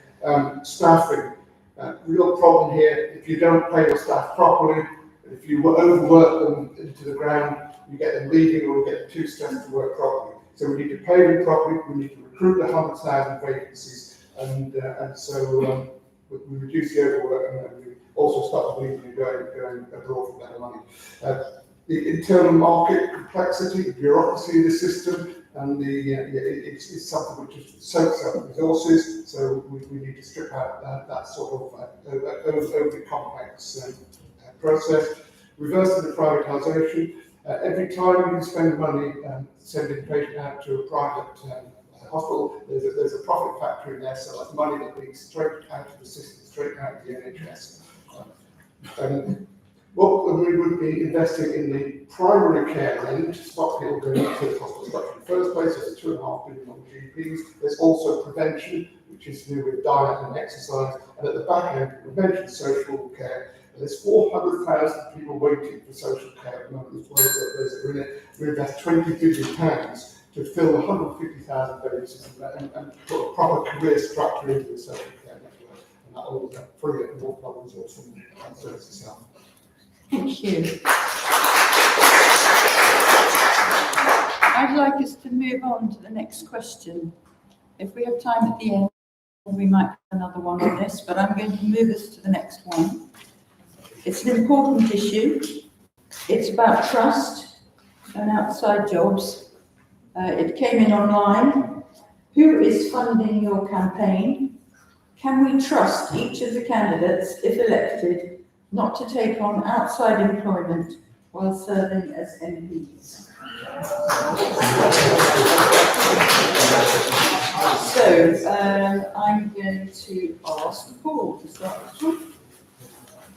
Who is funding my campaign? I am. The Green Party is funded entirely by individual donations, or members and individual donations. We're not, we don't have any big donors, big business, trade unions or anything like that sponsoring us from other parties.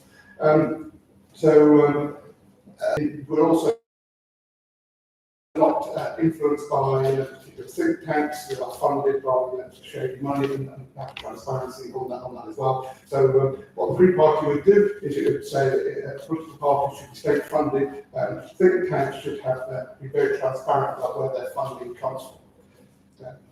Outside jobs, no, that will be plenty enough for me to do to be an MP here and look after occasionally my grandson.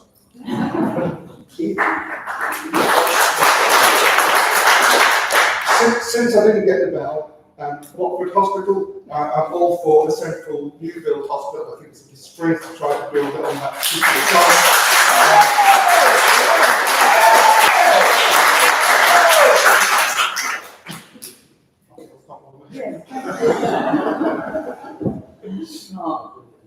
So the Social Democratic Party is a grassroots party, so it's funded by its members, and I'm self-funding effectively. I've paid my own deposit, I've ordered leaflets from a printer and I'm paying for that.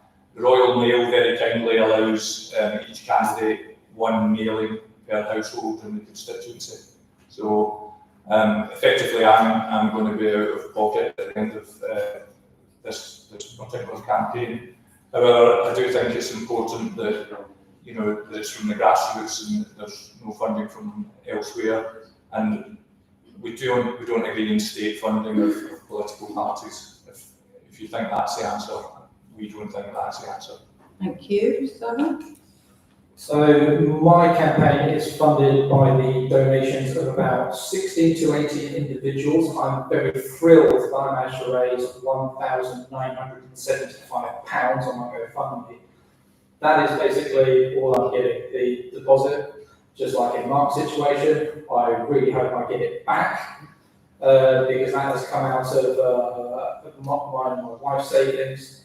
And yeah, there's nothing coming up from HQ, I'm sad to say, there is nothing coming from outside sources. When it comes to second jobs, I'm not going to take any second jobs, and the thing you need to know about people in the Reform Party is that we are not those kind of people.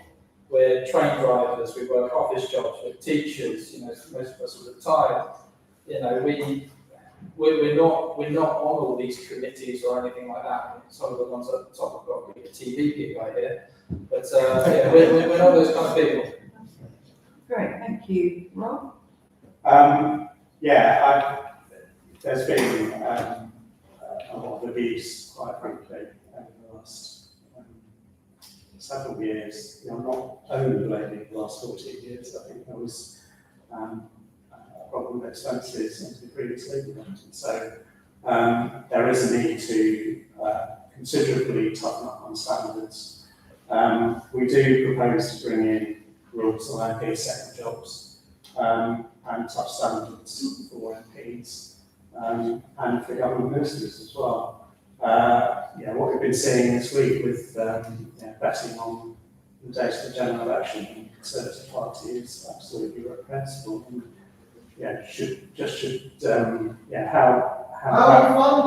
how that candidate is still allowed to be standing is disgraceful.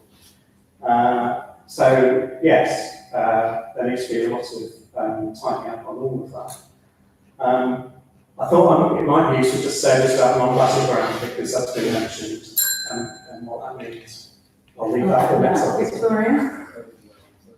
We are absolutely a grassroots movement, and my campaign has been funded by a lot of local people who want to see change. It's mainly people across Harpenden and Berkhamsted who said actually they are tired of what's happening and they want an alternative.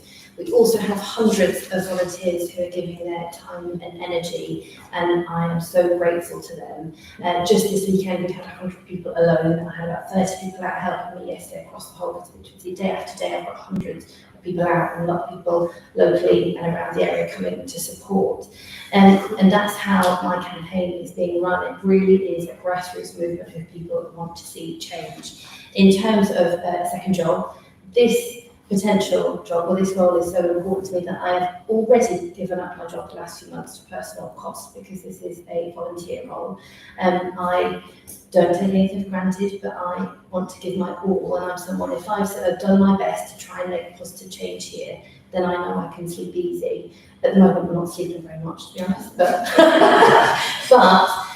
for me, it's really about the dedication already that I put into this role and I put into being an MP for Harpenden and Berkhamsted.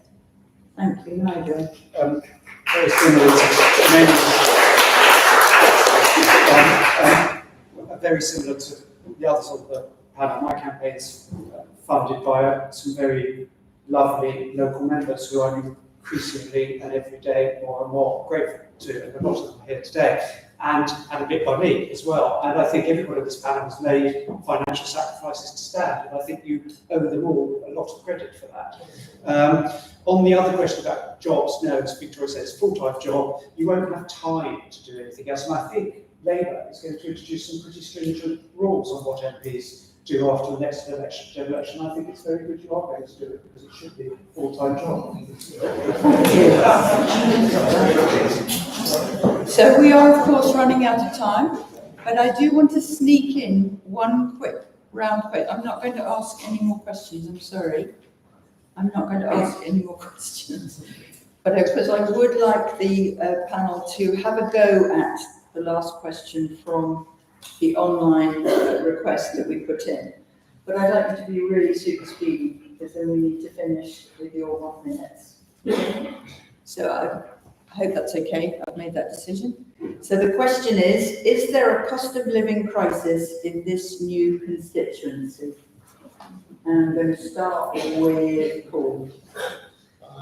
There's a cost of living crisis everywhere, and it is true that we need to get the economy growing, and we need to have a prosperous economy in order to get around that. But the real problem, the real part of the crisis is at the lower end. There's not a cost of living crisis if you're in the top 10%. You've done very well in the last decade or so if you're there. But for middle income and lower income people, then there certainly is. And so the Green Party has a substantial investment in upgrading benefits that have been eroding over the years. So universal credit, for example, is just not even a livable wage at the moment. So people really at the bottom, and the minimum wage will be raised to £15 per hour. And for small businesses are really important around here, that gets offset through national insurance. Thank you. Nigel. I mean, there most certainly is a very serious cost of living crisis for a lot of people in this constituency. We all go around it. It is not all leafy, lovely. You know, there are a lot of people that have suffered an enormous amount of this crisis. In terms of the answer, I would say this, I'm not conservative, inflation fell to 2%, yes, which is the start of things getting better. Thank you, Victoria. There is absolutely a cost of living crisis in this constituency. Myself, I mean, I've spoken to food banks in this area who said they've had people, even like frontline police officers, who have come to say they need extra support. Even just this morning, I was talking to the Harpenden Money Advice Centre, who said they have more and more people walking in with masses of debt. The impact that has on mental health, the impact that has on so many things. I've spoken to people whose mortgages have doubled and tripled. I know people who cannot even find somewhere to rent in Berkhamsted. Things are tough, and people cannot make ends meet, and it is getting harder. We are facing a real crisis, not only for families, but also local businesses. I speak to local businesses who say at every turn they're at the brink of closure. And I think what have we presented this evening, whether it's the windfall tax, whether it's about supporting families, we want to really tackle poverty head on. We have to make those changes, but absolutely, yes, there is a cost of living crisis. Thank you. Rob? Yes, definitely the cost of living crisis even exists in Harpenden and Berkhamsted. They will cut energy bills, cut food costs, build more affordable housing, expand childcare, make work pay, bring in free breakfast clubs, and support a strong and independent Bank of England to make sure that mortgage costs are kept down. Thank you. Sarah? Anyone that's been to any shop can't deny that the cost of living is going up. Absolutely, as everyone has echoed here, it's going to put some people into crisis. Some people are going to be just about okay, but everyone is feeling it. Everywhere you go, to the shops, to the petrol pump, and especially in rent and mortgages, which are going sky high. Inflation might be down, but interest rates aren't. And I don't know how anyone can deny that this is affecting all of us. Thank you. So, thank you very much. Oh, yes, of course you can. Sorry, that's me. So I'm going to answer that. I think that person's answer, because I think in the tone, I'm sorry, no, we live in a bubble. We have pushed out all the poor people to the peripheries of this constituency. My house has doubled in value in the last 15 years. That wealth is unearned, and it's completely due to the fact that I own a house. I work in Luton and Dunstable, and every day I see real poverty amongst my patients. And I'm sorry, but I know my children grew up in a bubble. They went to wonderful schools. They had access to lovely green spaces. And, I'm an NHS consultant. My wife's a GP. I cannot pretend that I am suffering from a cost of living crisis. I have got solar panels on my roof, and I get a subsidy from little old ladies huddling around a 3-bar electric fire. Thank you very much.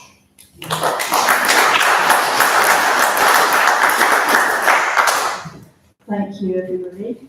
We've come to that point in the proceedings where you will have a minute now, your last final minute. Thank you very much for all your questions earlier. I think we've had a really interesting discussion. So I'm going to assume you'd be happy to do that for the panel rather than coming here. Yes. Okay, so I'm going to start with you, Nigel. 10 seconds before I ring the bell, then you've got Okay, ladies and gentlemen, I want to come back, I'm sorry, to Labour's plan for VAT on school fees. I know we've talked about it a lot, but it will damage the economy. It's bad for parents who send their kids to public schools, and it's bad for parents who send their kids to state schools.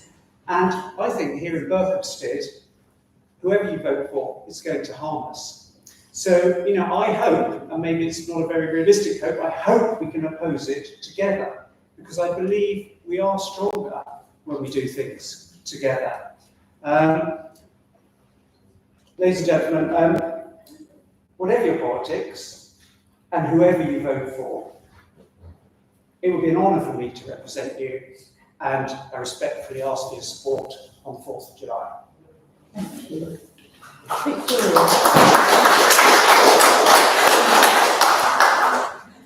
Thank you all so much for a very lively debate. I think what's very clear is that people in this room care about what's happening, and there are a lot of things, unfortunately, that are not going well. And this general election will really be a pivotal choice. And when you go to your ballot paper, this is probably one of the most important votes that you will make.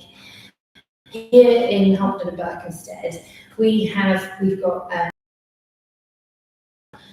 the major polls from YouGov and the monthly polls saying it will be neck and neck between myself and the Conservatives, the Democrats and Conservatives. We've got all of the tactical voting websites saying if you want to change, it's the Liberal Democrats.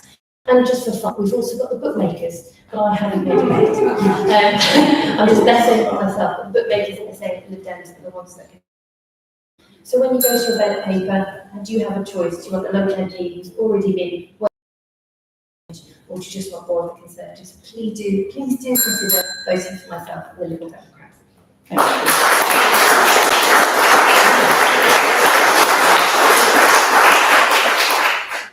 Rob, I'll come to you now. Thank you very much for your questions and the discussion. We're all here, and Zara, who I'm here on behalf of, is standing because we want to serve. Zara says, Zara's a borough councillor, has first-hand experience of serving residents. She says our country deserves a government which believes in and supports citizens to make great things happen, creating a positive country, creating the positive change the country is crying out for. Harpenden and Berkhamsted in this election is new, and that means everything is to play for. We have an opportunity to bring real and sustained change, both locally and nationally. If we're given the privilege to serve, Keir Starmer and Labour will deliver the change Britain needs with a credible long-term plan. Thank you. Sarah? Oh, are we going to give?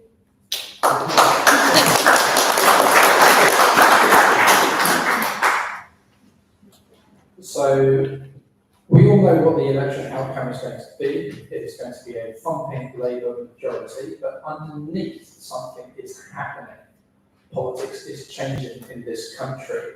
I mean, it's been a very good debate today, and it is lovely to have people that have something to shout about, for once, rather than sifting through very, very fussy policies about this and that. There is some real change on the table for you. There are some real options. Take it, enjoy this election, but more of this is going to come.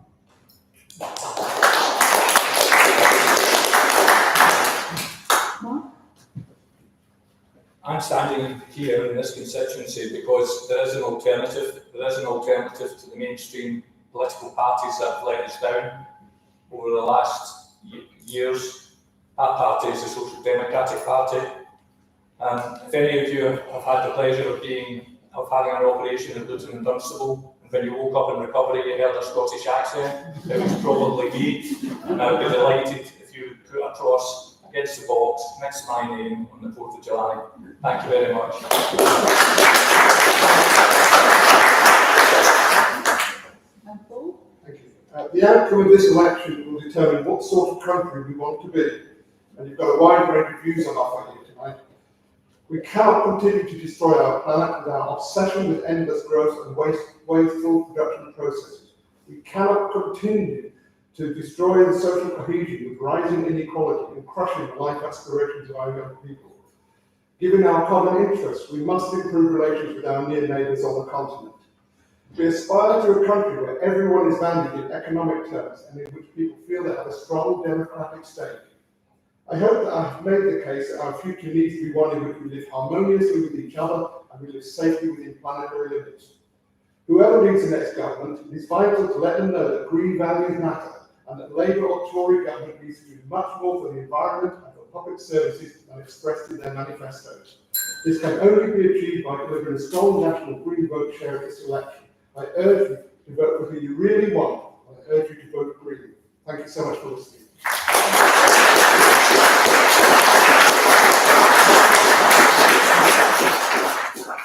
Thank you very much to our panel, and my apologies for not introducing myself properly earlier. I'm Liz Carlisle. I am a resident and have been since '69 on and off, and I'm currently a facilitator and celebrant. So just so you're not thinking, who on earth was she? Thanks.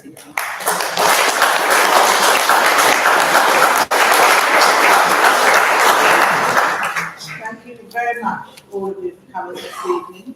We hope you'll look at our literature and put your cross against joining us, because we encourage participation in public life. I'd like to thank my committee for between us. We put this on. And I'd like to thank you, and I'd particularly like to thank Liz for doing this evening. And I'd also like to thank the members of the panel. It takes quite guts nowadays to stand for public office.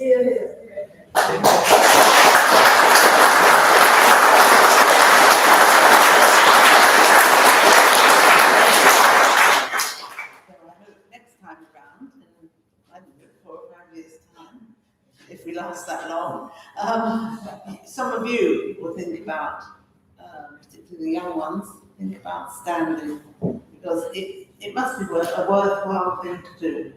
So I say, join them, join us, and cast your vote on the 4th of July.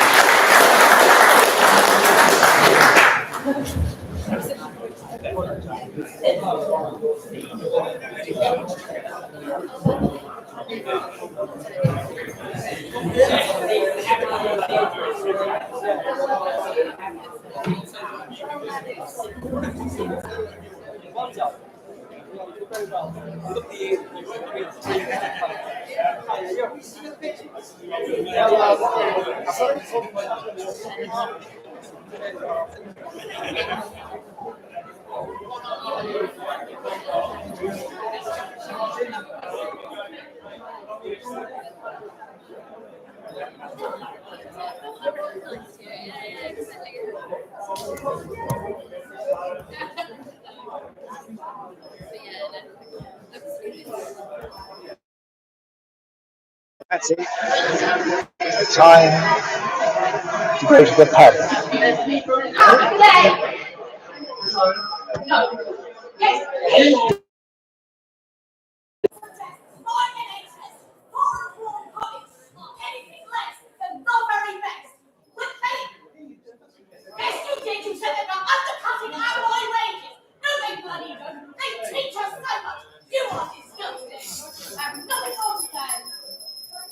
Second out.